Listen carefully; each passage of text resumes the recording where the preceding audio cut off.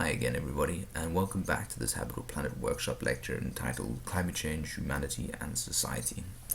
This is part 2, which I have tentatively titled Hope and Change, and this is because of the central role that I believe hope plays in defining our ability to respond to the climate crisis. For indeed, without hope we lose motivation to act. And so while in the last lecture I painted a rather bleak picture of where we are with regards to climate change and where we are going with regards to future projections if we do not drastically change our actions, in this lecture I would like to focus on what we are doing and to see whether there is cause for hope. And I believe that there is cause for some hope. However, while doing so, I do not want to lose sight of the fact that the crisis that we are facing is indeed a terribly grave one, and that we are currently not doing enough to respond to it, or we are arguably not doing enough. So let us begin with some good news.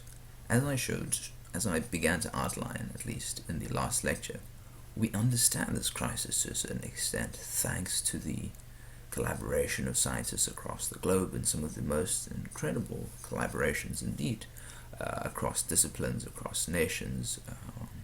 We have begun to understand the way that our climate system works, and this has culminated in incredible centers such as the Intergovernmental Panel on Climate Change and the Applied Center for Climate and Earth System Science. Of course, there are still uncertainties with regards to how exactly the Earth will respond to climate change going forward, but I think we know enough to know that this is a serious problem and that we need to respond to it. And so this is the good news, is we understand the problem enough to act. Furthermore, a recent study has indicated that if we act quickly to mitigate climate change, we could reduce biodiversity losses by 60% and buy an additional 40 years for species to adapt, which of course translates into our own ability to adapt better to this problem. And for many people, this of course is a difference worth fighting for. So where exactly are we? The IPCC released a report looking at how much fossil fuels we have left to burn.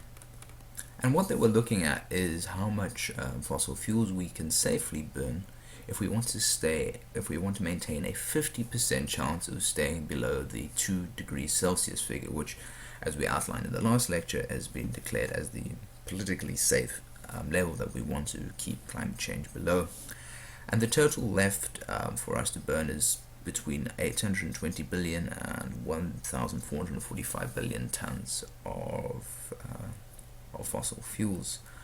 And this is equivalent to us already having burnt close on half to 2/3 of the global carbon budget. And so we see that the window for opportunity is shrinking slowly but surely. For indeed, the more we burn, the smaller our carbon budget becomes. However, knowing that our available global carbon budget is rapidly shrinking does not mean that we know how to act. Indeed, when it comes to an issue as complex as global climate change, trying to plot a way forward so that we can navigate our way out of this crisis is difficult indeed. In order to try and grapple with some of these complexities, I want to analyze the problem through a 3D sustainable solutions lens by looking firstly at the question of direction, asking where exactly are we going in response to climate change, also asking about distribution, how resources shared getting there, or how should they be shared getting there, and then thirdly looking at diversity, for indeed a problem as complex as climate change requires diverse solutions. So let us begin by thinking about direction. As we have seen, the reality of climate change is becoming increasingly certain in the scientific world. However, uncertainty still remains as to how exactly climate change will affect us. And so for many, when thinking about climate change issues, they turn to the precautionary principle, which is an approach to decision making in the field of risk management, which justifies preventative measures or policies despite scientific uncertainty about whether detrimental effects will occur. Now, the important thing about the precautionary principle is that it's about weighing risks in the face of uncertainty. And so the question that the precautionary principle needs to ask is whether the risks of inaction on climate change are greater than the risks of action on climate change. So whether the amount of resources that we poor into responding to climate change through, for instance, installing renewable energies are justified, or whether they could be better spent elsewhere to reduce risks. And some people will argue that the costs of action on climate change are more than the costs of inaction. However, I would like to say that most authoritative economic figures would disagree with this. Indeed, a very recent report that came out shows that the cost of inaction on climate change would equal about $20 trillion by 2100, whereas the cost of action, including the damage that are already locked in by climate change, would cost about $12 trillion. So indeed, inaction would be far more expensive according to this particular study. Furthermore, this report is not alone in thinking that the cost of action on climate change will be far less than the cost of inaction. The authoritative resources such as the Intergovernmental Panel on Climate Change and the Stern Report on the Economics of Climate Change are very much in agreement. Indeed, the Stern Report suggests that action on climate change would cost about 1% of global GDP, whereas inaction could end up costing 5% of global GDP, if not more. Furthermore, what these economic estimates on climate change do not properly take into account is, for instance, the value of human life and suffering. For indeed, if we do not act on climate change, many lives will be lost and much suffering will occur as a result. And so putting that into economic terms is difficult. Equally, if not more difficult, is thinking about the value of species loss and ecosystem loss that will occur as a result of climate change. More than that, if we return to this graph here, we see that while much of the damage will occur in our century, in this century, most of it will actually occur going into the future. And that's because while we are beginning to feel the effect of climate change as we continue to pour more CO2 in the atmosphere, and as the atmosphere continues to warm, the damages will be felt mostly in the future. And so the effects of climate change are disproportionately paid for by future generations. And this is an important aspect to consider when thinking about climate change, is the intergenerational justice aspect. And so even though it may cost significant amounts currently to act on climate change, the costs borne by, or that will be borne by future generations, is significant. And so we, as the current generation, arguably have a responsibility to ensure that what we leave for future generations is not an immense burden filled with incredible costs derived by a dangerously changing climate. But rather, I would argue that we, as the current generation, have a responsibility to leave a planet that is just as good, if not better, than we found it. Thus, in response to the question of direction, I believe the answer is becoming increasingly clear that we need to act. We need to reduce the impacts of climate change. And across the globe, more and more people are beginning to realize that this is indeed an urgent priority for us as the global human society. So, if we agree that we need to act, the next question that we need to ask is, how are we going to get the resources needed to act? And how are we going to distribute the burden of getting those resources? And this moves us to the question of distribution. In order to answer the question of distribution, I want to turn to a really great tool that I encourage you to explore, and it's called carbonmap.org. Allow me to briefly turn to the website for you. Alright, and so this is carbonmap.org, and you can find it on the website. And I'm going to play a brief video for you which helps you to think about some of the questions or some of the realities that might affect how we think about distributing the costs and the burdens of climate change. Welcome to the carbon map. We're used to seeing the board like this.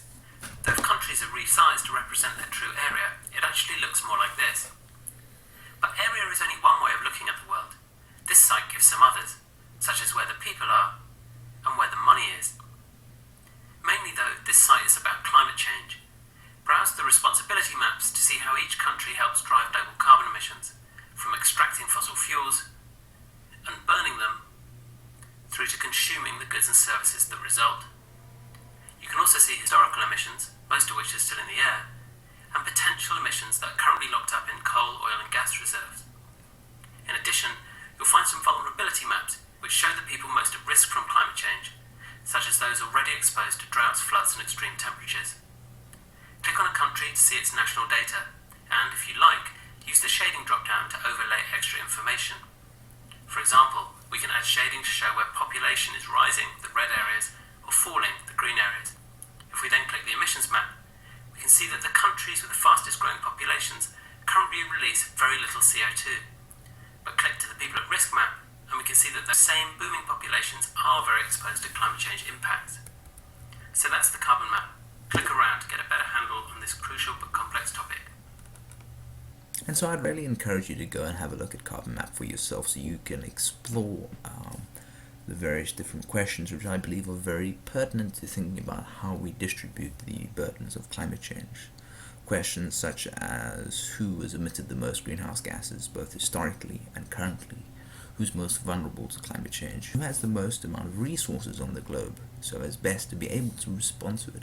These are all very important questions in thinking about how we act with regards to climate change, because the realities of the various different countries across the globe and various different people and communities will very much determine how we distribute the resources required to act and respond to climate change.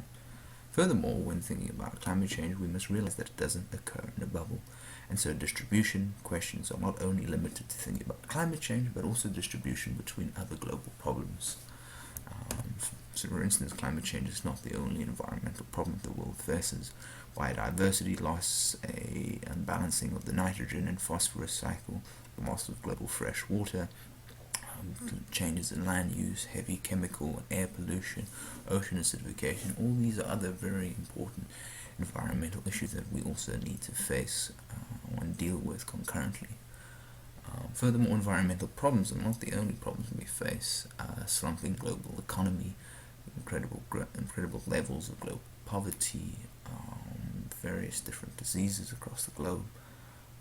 All of these are issues that also require resources, and so when we think about distribution of resources to deal with climate change, we need to realize that we also need to share them, resources to deal with other issues across the globe. And of course, key to thinking about climate change and distribution is thinking about the distribution of resources that currently exists in the world. For, as things stand, the world is a very unequal place. Not only is the wealth held disproportionately in the hands of a few, but furthermore the effects of climate change will be felt disproportionately by those poorest. And so, thinking about climate change, we also need to think about the inequalities that exist in the world. For indeed, we need significant resources to deal with climate change and to help deal with its effects. And so thinking about how we distribute the wealth around the world is inextricably linked to questions of climate change. In order to think about the questions of distribution and climate change, it will be useful to turn away from the abstract sort of global numbers to look at the case of South Africa. And what's important about South Africa is that in a way it acts as a microcosm of the climate change distribution issues. That is because it mirrors the inequalities that exist in the world. So South Africa is one of the most unequal countries in the world, but yet it is not as unequal as the globe itself. If we look to the Gini coefficient, which is the measure of inequalities, we see that South Africa measures 0.76 on the Gini coefficient, and the higher the Gini coefficient, the higher the inequalities. So South Africa is 0.76, whereas the world is sitting at about 0.8 on the Gini coefficient scale. And so South Africa is one of the few countries whose inequalities are close to the global level of inequalities. Right. And so the inequalities manifests in such a way that on one end of the scale you have an elite few South Africans who live life much like many first worlders, consuming so many resources that if their lives were extrapolated to all of humanity, we would need 4.5 to 14 planets to satisfy their concept of excess. On the other hand, you have a large number of South Africans who can barely amass the resources needed to survive. On a global scale, these inequalities entail that more than 75% of the world's consumption of goods was attributed to the richest 20% of the global population. And this is really important, for while things like population growth are an important factor to consider when thinking about usage of the world's resources, much of the resource usage occurs not in the sectors of the population where the population is growing, but amongst the richest 20% or so of the world's population. And so it is really the rich and the middle class across the globe that are most responsible for global resource use and therefore for driving climate change. And so while population amongst the poor is an important consideration, it is not the primary driver of climate change. Indeed, returning back to South Africa, while we are one of the higher greenhouse gas emitters, 30% of South Africans are either completely off the electricity grid or have extremely limited access to energy provided by fossil fuels. And this is a very close parallel to the 2.6 billion, or 1/3 of the global population, who have either no or limited access to energy and instead rely on biomass as a primary source of energy, instead of what the majority of the middle class and the rich rely on, which is fossil fuels. And so we see that when we are looking at the world of climate change, inequalities are an important thing to consider, both inequalities in who caused the problem and inequalities in who will be feeling the problem, for it is often the poorest and the most vulnerable communities that will be hit hardest by climate change, for they are often the ones most directly reliant on their environment in order for their survival.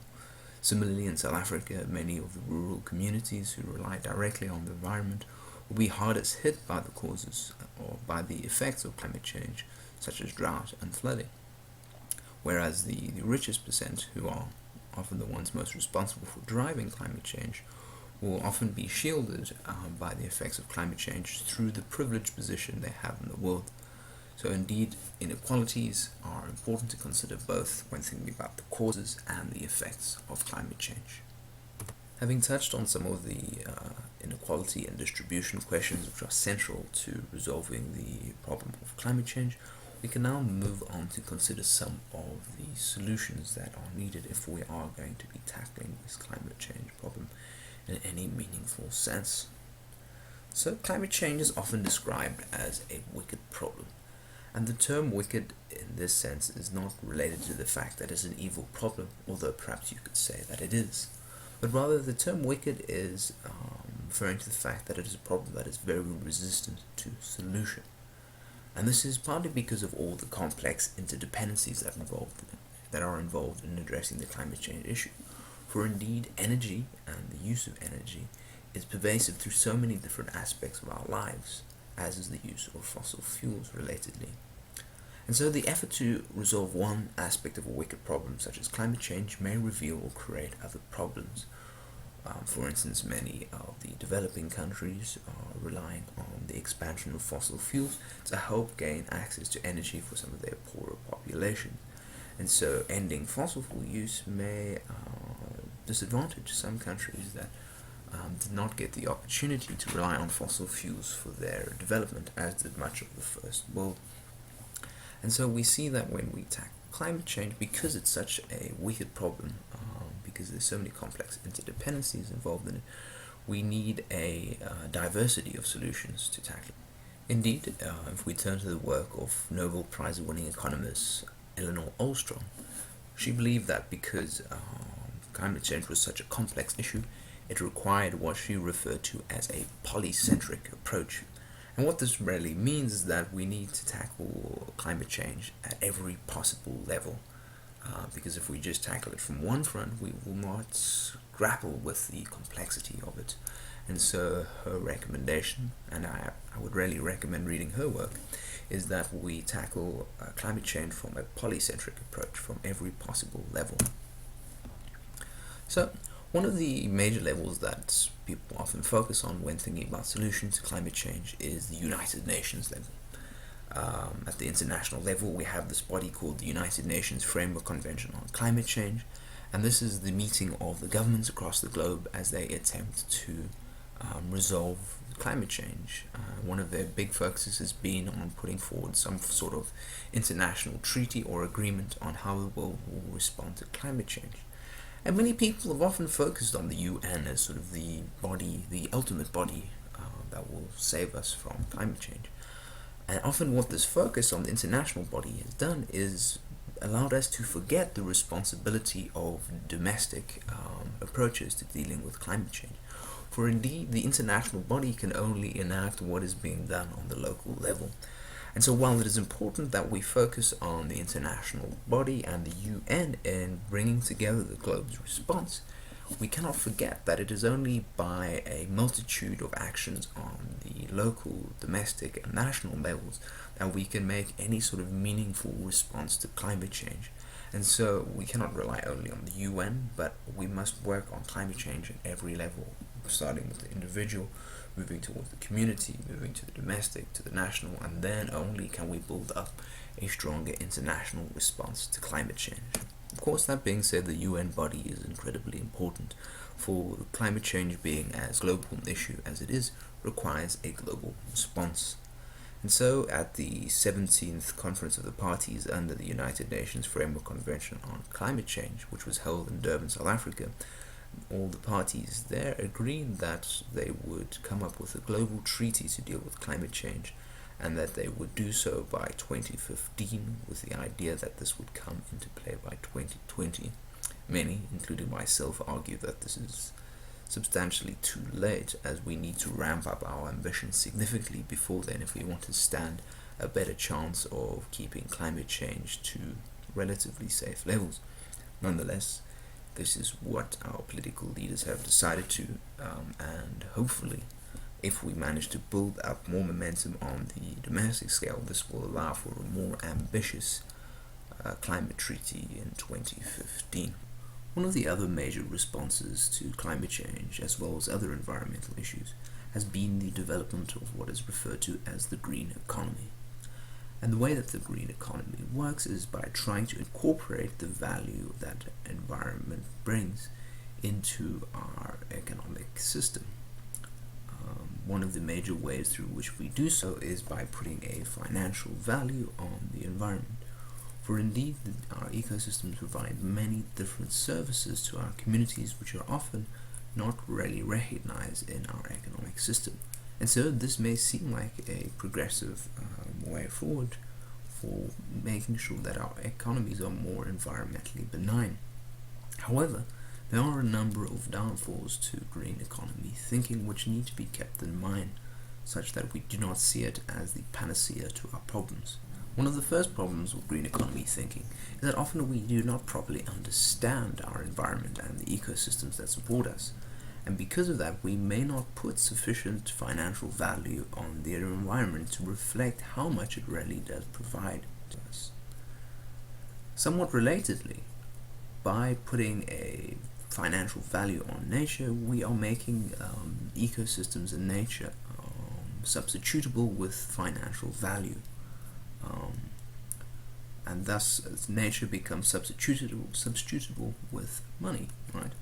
However, as much as the saying goes, money doesn't grow on trees, similarly we need to recognize that trees don't grow on money. And so financial value may not be grounded properly in anything really valuable, whereas nature itself and the ecosystem really does provide value. And so often by substituting nature's value with, trying to make nature's value substitutable with financial value, we substitute one thing that is truly valuable with another that is perhaps not really valuable. Similarly, if we turn to a Native American saying, this will help us to think about some of the problems with the green economy. The saying goes, when the last tree is cut down, the last fish when the last tree is cut down, the last fish eaten, and the last stream poisoned, you'll realize that you cannot eat money.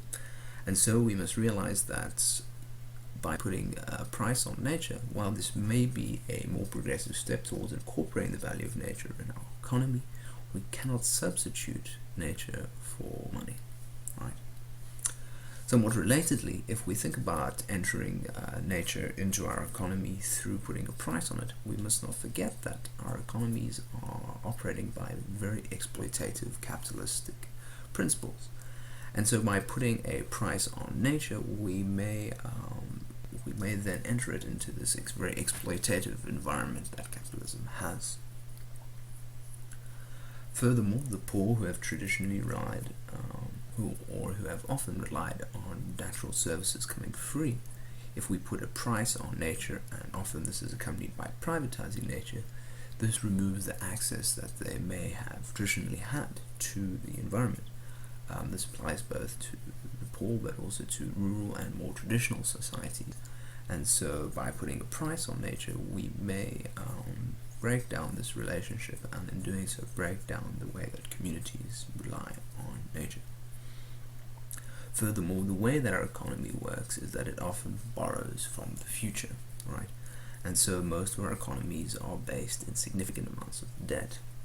So if we put a financial value on nature, what's to keep us from borrowing from the future when it comes to our environment? And so we see that there is a number of different problems that the green economy has. This is not to say that it isn't an important step forward, for indeed putting a price on carbon through practices such as carbon tax is much better than having no price at all. But perhaps deeper solutions are required if we are truly to address the root problems within our economic systems. One of the more maybe arrogant views when it comes to solutions to climate change is that technology will be able to fix most of our problems, and thus we do not really need to adapt our societies or our economies. Rather, we should just allow technology and human ingenuity to fix the problems that we have gotten ourselves into. And this can perhaps be seen as technophilia. And this comes in numerous different forms. For instance, when thinking about our energy crisis, many believe that we should just replace our energy systems, our fossil fuel heavy energy systems, with things like renewable energy such as solar, wind power, geothermal, and so on.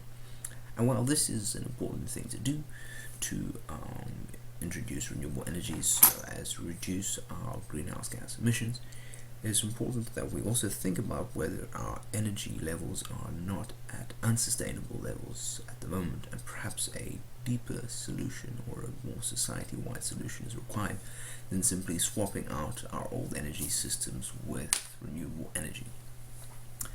Another expression of technophilia is the idea that we don't have to worry so much about climate change because we can geoengineer our climate. And basically what this term geoengineering means is that we can basically tinker with our Earth's atmosphere so as to try prevent some of the worst effects of climate change. And it is worth going over some examples in order to try illustrate this better. One of the prominent examples that has recently arisen is the use of various different ships on the ocean in order to spray water vapor into the atmosphere. And in doing so, the aim is that that water vapor would act as a reflectant, which would then prevent much of the sun's radiation from reaching the Earth and therefore warming the Earth. However, this is problematic in a number of ways. Firstly, one would require significant amounts of energy to spray the water vapor up, and this would most likely be fueled by fossil fuels. Secondly, we're not sure exactly what effects this would have on global warming, but one that we might think is that water vapor acts actually as a greenhouse gas itself, and so this might worsen possibly the greenhouse gas effect. Most accounts that I've read would suggest that this solution is really not feasible, and also that it would be a very financially expensive one, never mind not scientifically feasible. Another solution that is often proposed is that of carbon capture and sequestration, the process whereby we're taking carbon out of the atmosphere and storing it somewhere in the earth, whether it's in the deep oceans or underground, deep underground. And while this process does hold some potential for the future, under most reasonable accounts, it seems that it just would not be able to be scaled up to anywhere near what is required if we are to keep carbon dioxide to safe levels.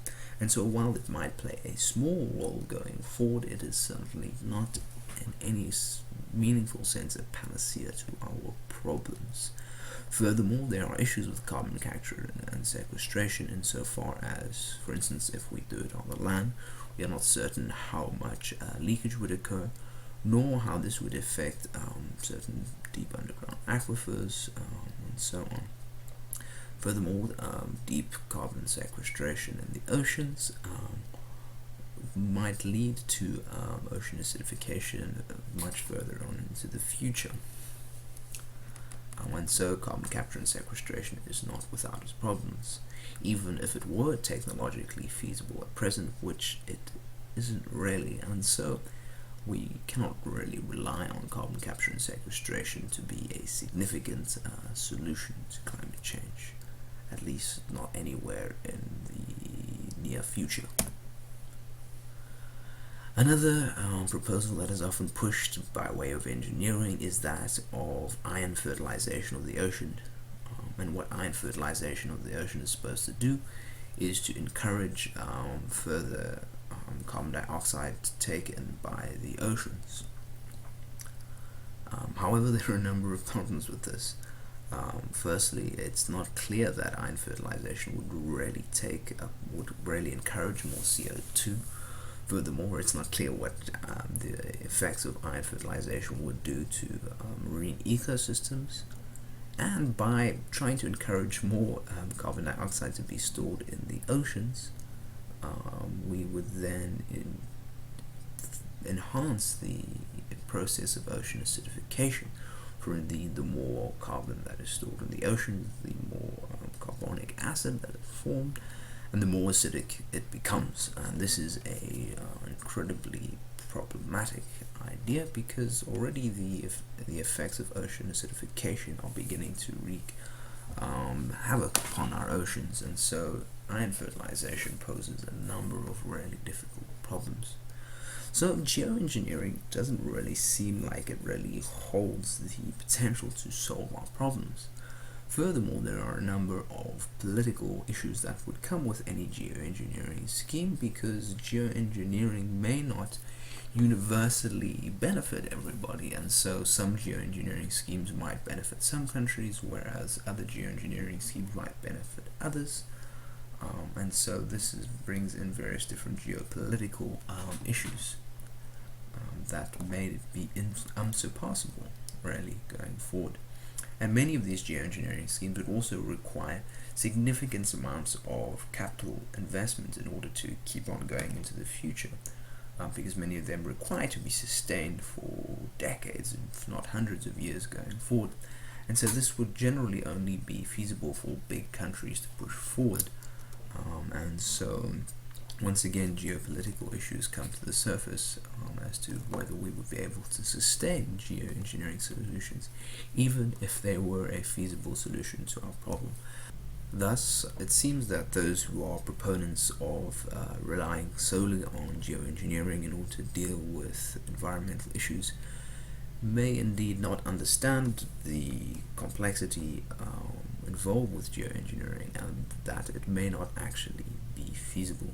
This is not to say that we should rule it out altogether, but only that relying on geoengineering as a solution rather than attempting to deal with climate change in the present might be a deeply unethical position, and one that leaves the planet in a significantly worse place than we could get it by acting to reduce greenhouse gas emissions instead.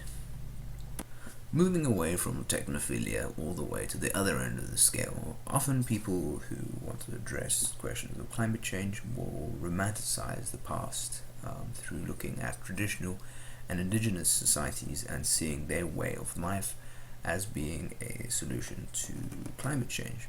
And this is because many traditional and indigenous societies would use significantly less resources and would use those resources much more sustainably than modern society does. And indeed, there are many important lessons that we can draw by looking to traditional and indigenous societies, and these lessons may very well help us to tackle with climate change. However, they have a somewhat limited applicability. This is because many people within the developed world are unlikely to shun their ways of life for more simpler forms of life, simply because they have come to enjoy the fruits of modernity. Furthermore, many people within the developing world who are yet to experience the fruits of modernity are unlikely to shun the possibility of doing so, simply because of a problem caused predominantly by the first world. That problem, of course, is climate change. Similarly, we must not forget that traditional and indigenous society, it had problems of its own. They had much shorter lifespan due to much limited access to, for instance, medicine and education, and thus we must not forget that modern society has produced many rather beneficial things that have led to a higher quality of life in many aspects. Right.